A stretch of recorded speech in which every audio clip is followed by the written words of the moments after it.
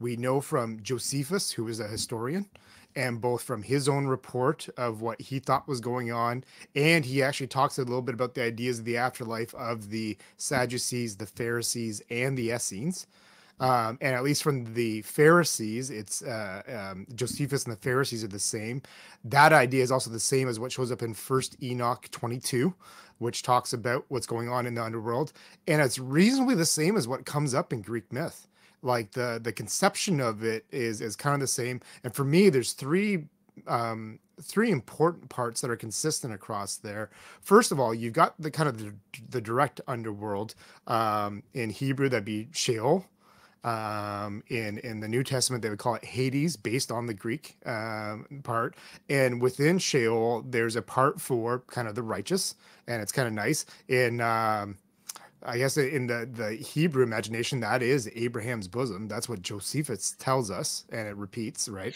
And then in the Greek myths, that's sort of the Elysian fields, right? It's where heroes go. It's where the really good people go. And it's kind of nice. You got, even though it's the underworld, you seem to have this sense of light. You've got water. There's always this concept of a spring that feeds you and keeps you refreshed. It's a reasonably nice place. Then you have another place in these in this group that's sort of a place of punishment, torture. It's not really what we think of as hell most of the time, but it is a place where the wicked or unrighteous would go. And sometimes you get a conception of sort of a middle place that's balance. I don't know how to describe it exactly. I say it's a place where you're not tortured, but you're not exalted. It's kind of boring. It's pretty flat and gray, you know. That's kind of where the idea of limbo comes from. And I forget the resource, but I read, you know, especially things like miscarried or infants that pass away and are you know, can't really conceive or be judged properly, they end up here, right? Augustine tends to take that view, I think. That's where, okay, that might be where it is. So that's one thing. So you get these categories of people in kind of the underworld. That's what we would call Sheol or Hades proper.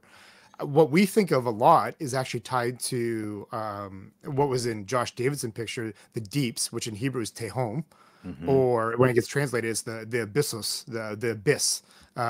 Tartarus also fits in there too, although it's kind of a hybrid, right?